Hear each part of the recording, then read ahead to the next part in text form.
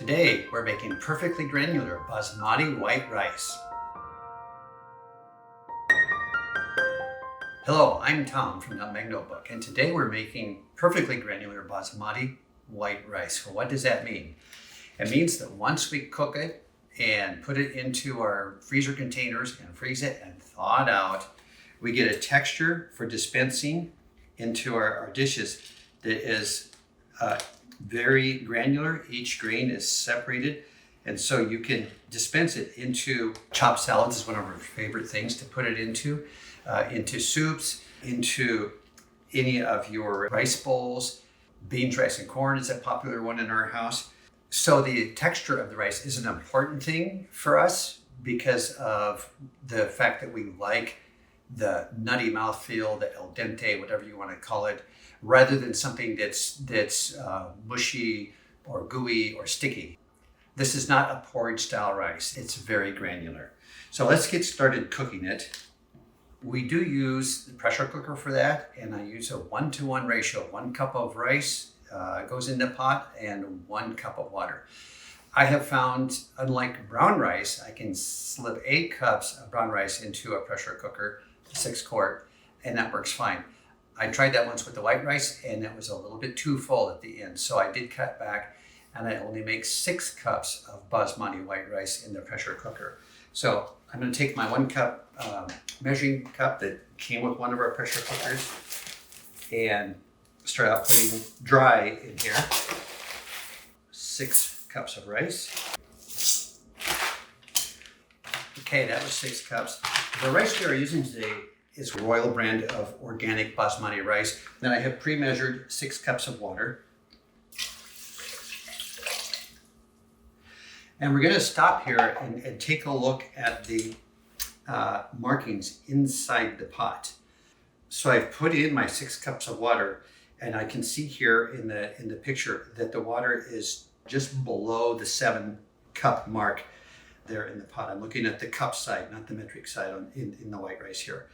So when I'm done rinsing the rice, I'm going to fill the water back to that line when I'm all done rinsing. So it's important to take note of this at this step and go ahead and write it down. So we are going to be looking for 7 cups of water in this when I fill it back in.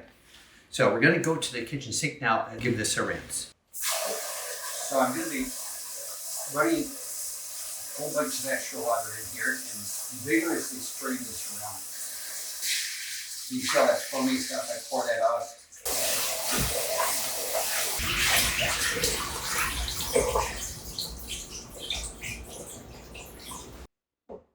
And now we're going to refill the rice back to that 7 cup line. And we are there. Okay, let's do this. Okay, we're back to the sink, and you want to remember to dry off the pot because we had plenty of water going on around it, and we don't want to put that water inside the heat on top of the heating element.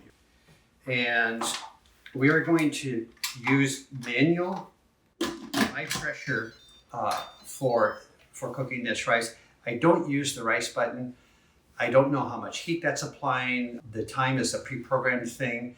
It may not be for the type of rice I'm doing, so I always just use manual high pressure and whatever time is appropriate. In the case of Basmati rice, we only need 4 minutes at high pressure, and then we will let it sit in there for at least 10 minutes on sealing, and then after the 10-minute mark, you can go ahead and open it, or if you get busy doing something else, 20 minutes could go by, that's okay.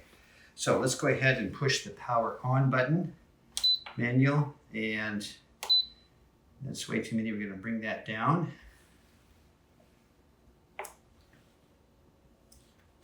There's 4 minutes, and I'm set on sealing. Always good to check that, and we'll wait for a little beep to let us know it's on its way. There we go. Okay, we're back. The rice came up to pressure, cooked for 4 minutes, and it took about 35 minutes. I didn't time it exactly before the natural release button dropped down, so now we're ready to open the lid and see what we got. And because we rinsed our rice, you'll see the lid is nice and clean.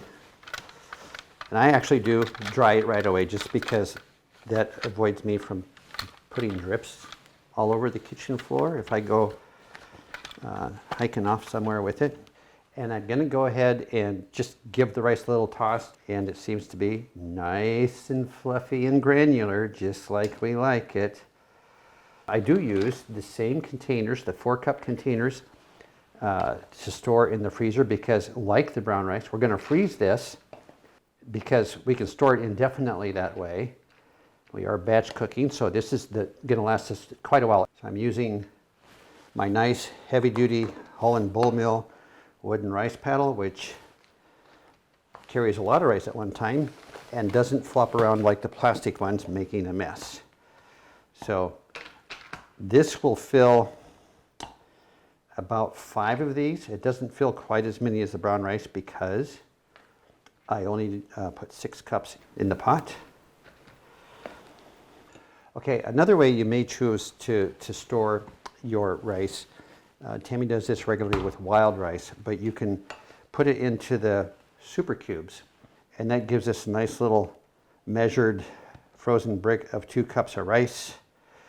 Okay, and then the 1 cup super cubes is a way to give yourself really individual servings of frozen rice that you can just grab one.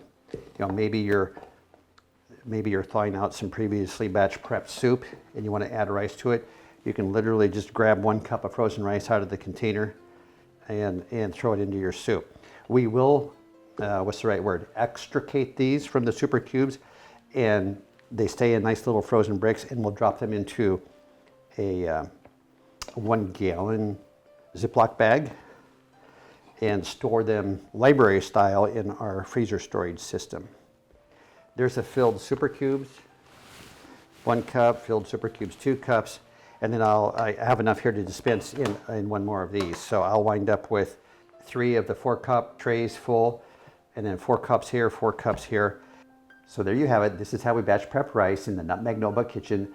If you like this video, please click on the like button and hit subscribe so you get notifications of future videos, probably from recipes from Tammy rather than me. And we will see you next time. My name is Tom, and I help you get healthy and stay healthy 1 meal at a time.